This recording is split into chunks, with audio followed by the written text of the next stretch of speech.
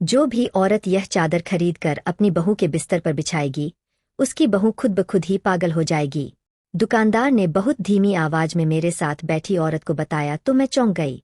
मैंने फौरन ही वह चादर खरीद ली और जैसे ही उसे घर लाकर बहू के बिस्तर पर बिछाया तो वाकई मेरी बहू। बाजार में गाड़ियों के हॉर्न का शोर, दुकानदार की ऊंची आवाजों में अपनी चीजों के लिए हाक लगाना, ग्राहकों का कीमतों पर लड़ना, इतना शोरगुल भी मेरी सोचों के सिलसिले को तोड़ नहीं पाया था। कभी कभी जब दिमाग की उलझने हद से बढ़ जाती है और इंसान के अंदर के शोर के आगे बाहर का शोर सुनाई नहीं देता, मैं भी इसी स्थिति में थी। मेरे अंदर तो जैसे कोई तूफान सा उठ रहा था। 15 दिन पहले मेरा बेटा जब ऑफिस से घर लौटा और उसके साथ एक लड़की बिल्कुल दुल्हन के लिबास में खड़ी मुस्कुराकर मुझे देख रही थी, यह देखकर तो मैं चकरा गई थी। वे लोग कोर्ट मैरिज करके आए थे। मुझसे तो यह सदमा बर्दाश्त ही नहीं हुआ और वही बेहोश होकर गिर गई थी। मेरी बरसों की बनाई इज्जत को इस लड़की ने खाक में मिला दिया था, जिस इज्जत को बनाने के लिए मुझे बहुत समय लगा था। इस शातिर किस्म की लड़की ने मेरे भोले भाले बेटे को फंसा कर जो जिल्लत का थप्पड़ मेरे मुंह पर मारा था, मैं सोच भी नहीं सकती थी। मैं गुमसुम बाजार में चलती जा रही थी। सोचों का सैलाब था कि मेरे दिल को दहला रहा था और मेरे दिमाग की तनी हुई थी जब एक दुकान के पास से गुजरते हुए मैंने यह आवाज सुनी, यह एक खास चादर है, अंदर आइए, चादर बिछाकर अपनी मुश्किलों को दूर कीजिए। मैंने एक सरसरी नज़र उस दुकानदार पर डाली।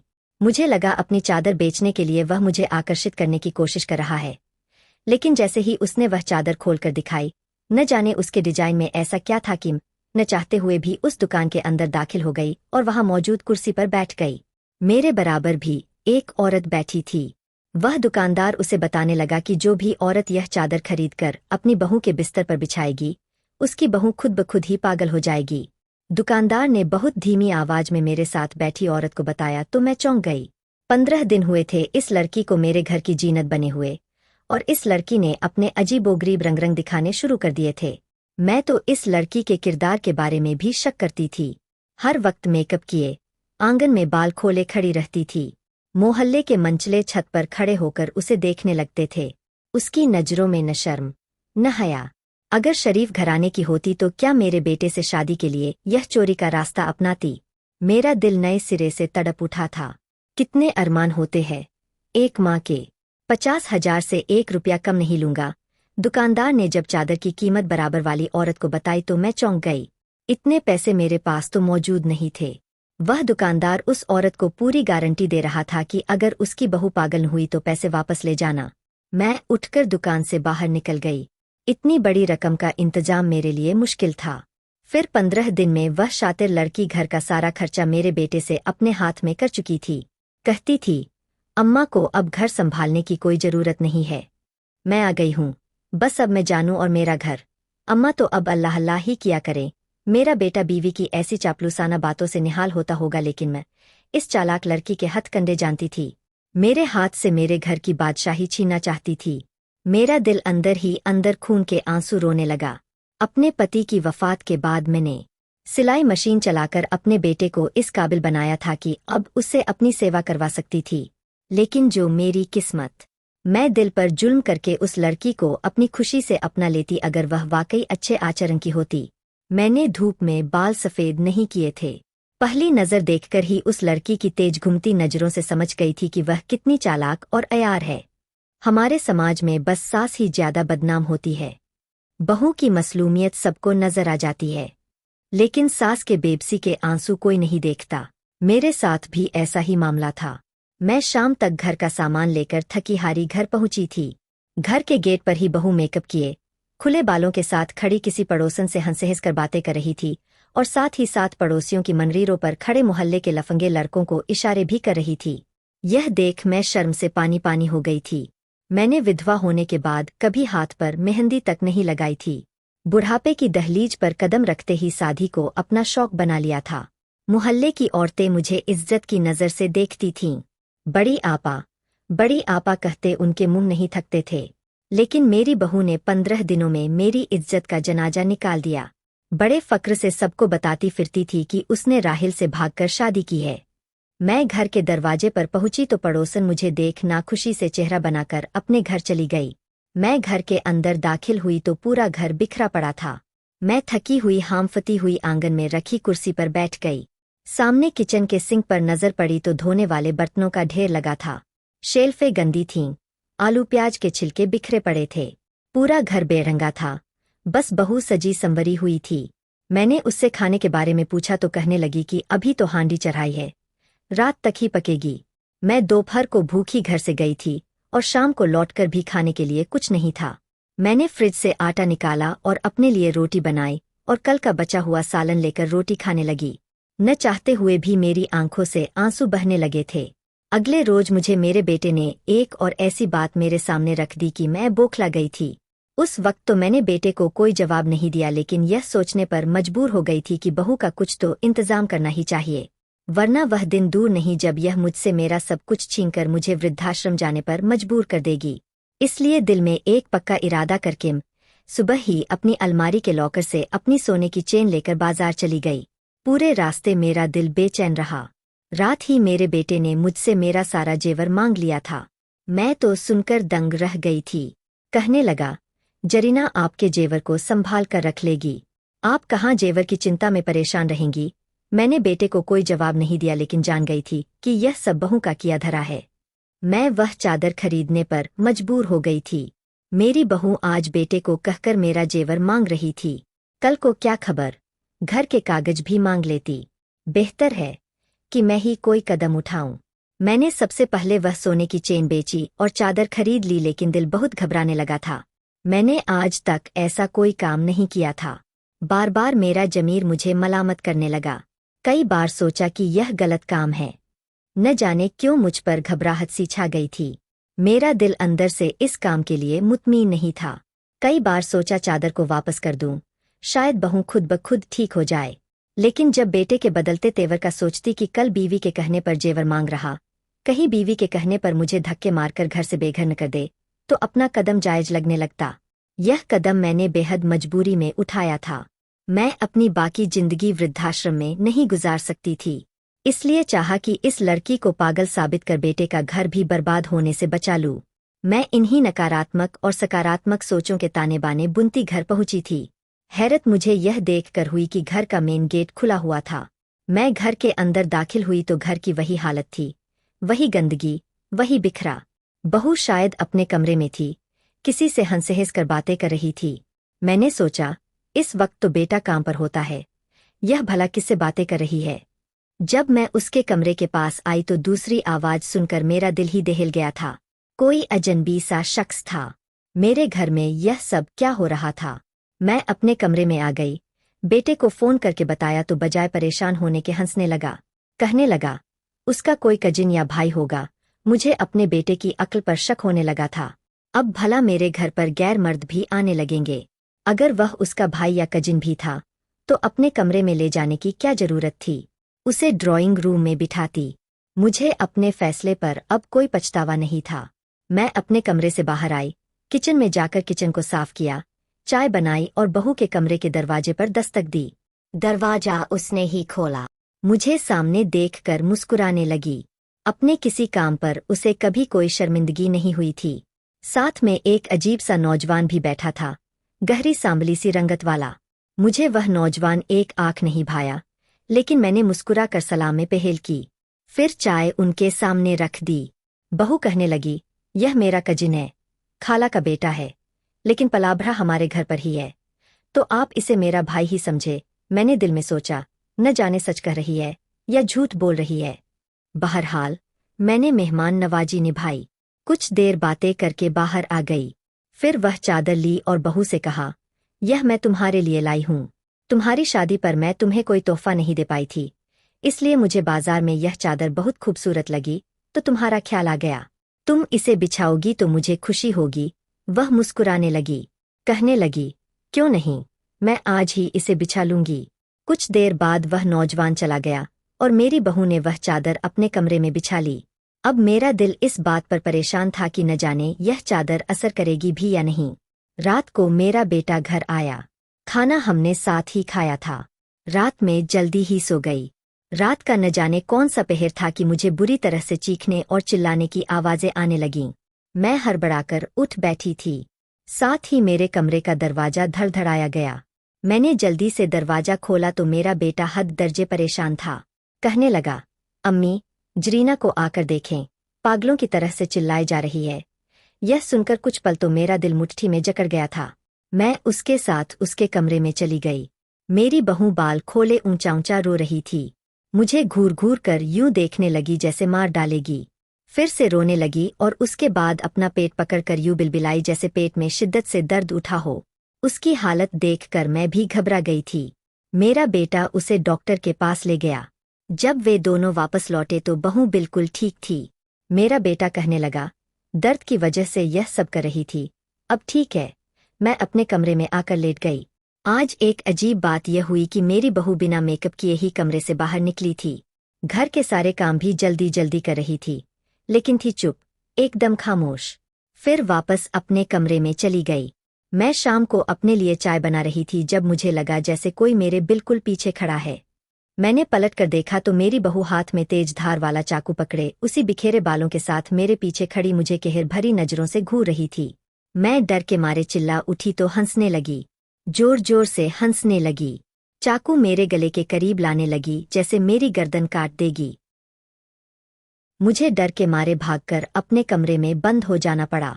मेरा दिल इतनी तेजी और जोर जोर से धड़कने लगा। मैं तब तक कमरे से बाहर नहीं निकली जब तक कि मेरा बेटा घर नहीं आ गया। मैं कमरे से बाहर निकली तो हंसने की आवाजें आ रही थीं। मैं धीरे धीरे कदम बढ़ाते हुए आंगन में आई तो मेरा बेटा और बहू किसी बात पर हंस रहे थे। मेरी बहू वैसे ही तैयार थी जैसे रोज होती थी। मुझे बहू को देखकर हैरानी हुई। उसे देखकर यह नहीं लग रहा था कि वह पागल है, वह बिल्कुल ठीक लग रही थी। रात को मैं चैन से सो नहीं पाई। मुझे रसोई से शोर की आवाजें आ रही थीं जैसे कोई चम्मच खाली हांडी में जोर जोर से चला रहा हो। मैं उठकर रसोई में आई तो सफेद कपड़ों में मेरी बहू चूल्हे के पास खड़ी कुछ पुकार रही थी। बाल खुले हुए थे। मैंने पूछा, जरीना, रात के 3 बजे क्या कर रही हो? तो उसने कहा, मसाला बना रही हूँ, इंसानी गोश्त पकाऊंगी। यह सुनकर मुझे हैरानी हुई। जब मैं उसके पास आई तो उसे देखकर मेरा कलेजा मुंह को आने लगा। उसके मुंह पर खून ही खून लगा हुआ था और वह हंस रही थी। मैं भागकर बाहर आंगन में आ गई, आंखें बंद करके चिल्लाने लगी। मेरा बेटा मेरे पास आ गया, मुझसे पूछने लगा कि क्या हुआ है। मैंने उसे सारी बात बताई, लेकिन वह मुझे अविश्वास से देखने लगा। कहने लगा, अम्मी, जरीना तो अपने कमरे में सो रही है। मैंने कहा, तो क्या मैं झूठ बोल रही हूँ? वह मुझे अपने साथ अपने कमरे में ले गया। वह उसी सफेद कपड़े में सो रही थी, चेहरा बिल्कुल साफ था। मैं और भी ज्यादा डर गई थी। अब भी उसके बिस्तर पर वही चादर बिछी थी। मैंने सोचा कि मैं उस चादर को हटा ही दूं तो बेहतर है। उस लड़की का पागलपन मुझसे सहा नहीं जा रहा था। अगले दिन मैंने जरीना से कहा कि वह चादर मुझे वापस दे दे। कहने लगी, नहीं अम्मी, मुझे वह चादर बहुत पसंद है, वह मैं नहीं दूंगी। मैंने उसे बहुत कहा कि मैं उसे दूसरी ला दूंगी, लेकिन वह नहीं मानी। हर रात वह कुछ न कुछ ऐसा ही करती थी कि और भी परेशान हो जाती थी। आज रात भी मुझे लगा कि हमारे आंगन में कुछ शोर की आवाजें आ रही है। मैं उठकर आंगन में आई तो मेरी बहू वहाँ फावड़ा लिए एक गहरा गड्ढा खोद रही थी। बाल वैसे ही खुले हुए थे। इस बार मैंने सोचा कि बेटे को जगा कर दिखाऊं कि देखो तुम्हारी बीवी क्या कर रही है। मैं पीछे से ही पलट गई, लेकिन जब बेटे के कमरे में गई तो वह कमरे से गायब था। मेरा दिल अचानक से धड़कने लगा कि कहीं अपने पागलपन में उसने मेरे बेटे को मारकर गड्ढे में तो नहीं डाल दिया। इस ख्याल ने तो जैसे मेरे वजूद से जान ही निकाल दी थी। मैं भागकर आंगन में आई, गड्ढे में झांककर देखा तो मेरी जान ही निकल गई। मैं रोए जा रही थी। मेरा सब कुछ बर्बाद हो चुका था। सफेद कफन में एक नौजवान जिसका मुंह तक ढका हुआ था, उस गड्ढे में लेटा हुआ था। यकीनन मेरा बेटा ही था। मैं फूट फूट कर रोने लगी थी। जीते जी जरीना ने मुझे मार डाला था। मैंने कहा, जरीना, तुमने मेरे बेटे को मार डाला। तुमने क्यों मेरे बेटे को मार डाला? उसने कोई जवाब नहीं दिया और कब्र में मिट्टी डालने लगी। मैंने उसके हाथ से फावड़ा पकड़ा और दूर फेंक दिया। उससे पहले कि मैं गड्ढे में जाकर अपने बेटे को देखती, बाहर का दरवाजा बजने लगा। जरीना दरवाजा खोलने के बजाय अपने कमरे में भाग गई। मैंने रोते हुए दरवाजा खोला तो मेरे पैरों तले जमीन खिसक गई। मेरा बेटा तो मेरे सामने खड़ा था, बिल्कुल ठीक ठाक। फिर कब्र में कौन था? मैं अपने बेटे के साथ लिपट गई, उसका चेहरा चूमने लगी, उसे प्यार करने लगी। वह मेरी हड़बड़ाई हुई हालत देखकर मुझसे पूछने लगा, अम्मी, आपको क्या हुआ है? मैंने कहा, तुम। इस वक्त बाहर मैं बदहवासी हो गई थी। कहने लगा, सुबह छुट्टी थी, इसलिए दोस्तों के पास गया था। उनकी गाड़ी रास्ते में खराब हो गई, इसलिए मुझे देर हो गई। मैं उसकी हर बात बेमन से सुन रही थी। मेरे दिमाग में तो बस यही चल रहा था कि अगर मेरा बेटा यहाँ सही सलामत है तो फिर कब्र में कौन है?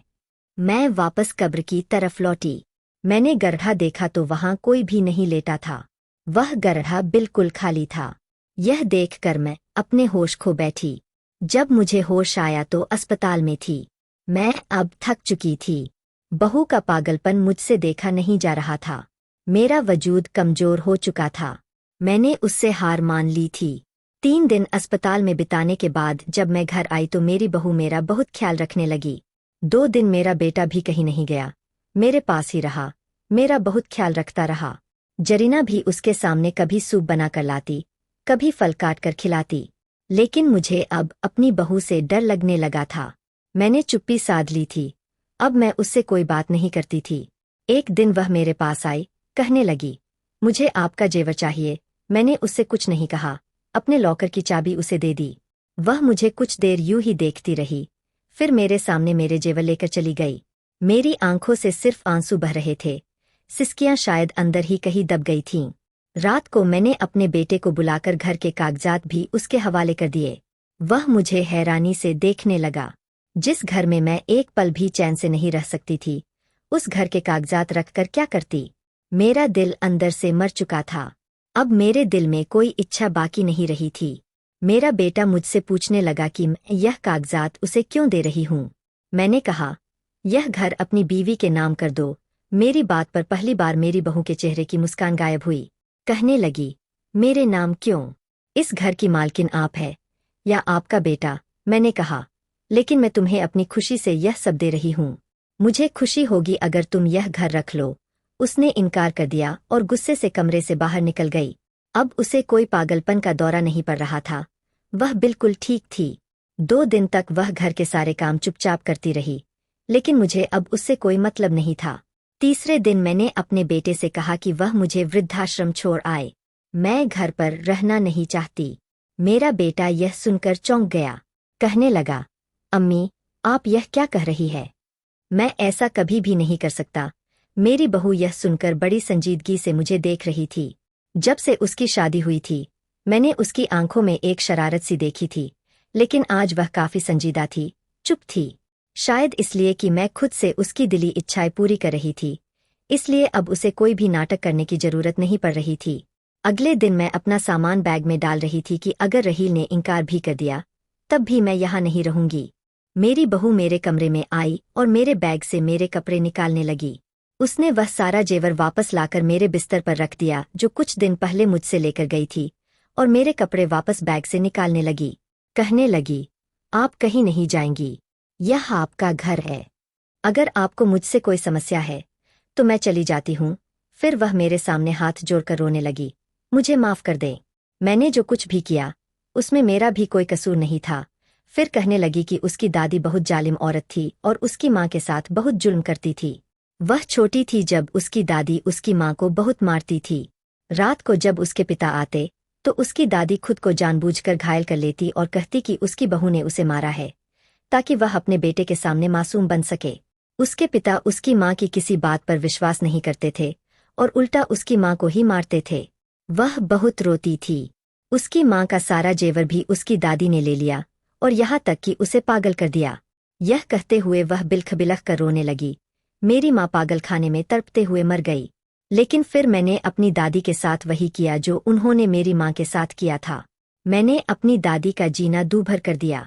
वह बूढ़ी थी, इसलिए जल्दी मर गई। मेरे दिल में यह बात बैठ गई कि सास बस मेरी दादी जैसी ही होती है, बहू को नौकर बनाकर रखने वाली, बेटे को बहू के खिलाफ भरने वाली। मैं रहील के ऑफिस में काम करती थी, वहीं हमें एक दूसरे से प्यार हो गया।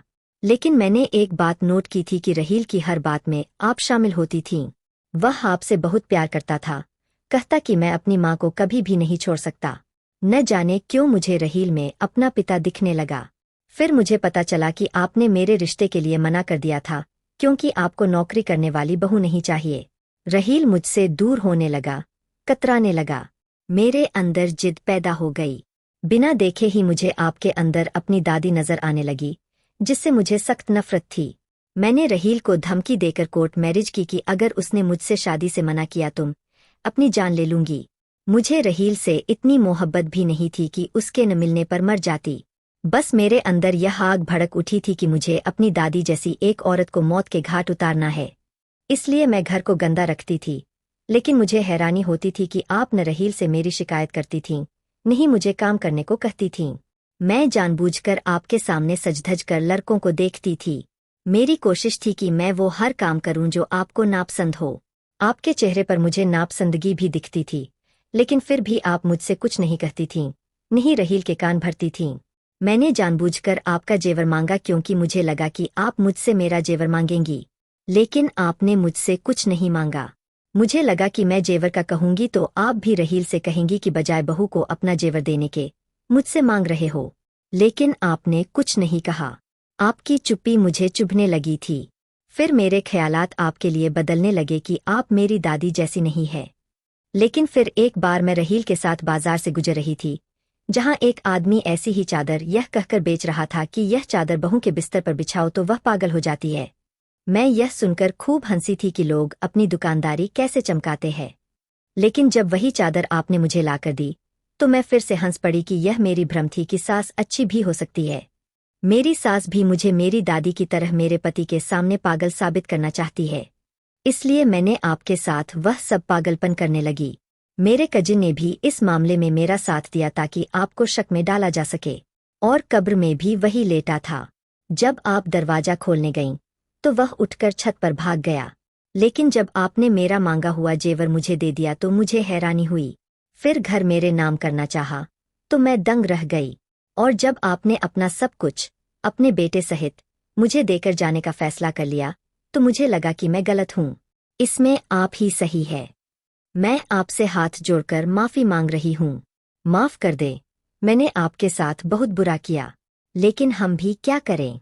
ज्यादातर सासें ऐसी होती है जो बहुओं को बेजुबान जानवर समझती है। मैं नहीं चाहती थी कि जो मेरी माँ के साथ हुआ वह मेरे साथ भी हो।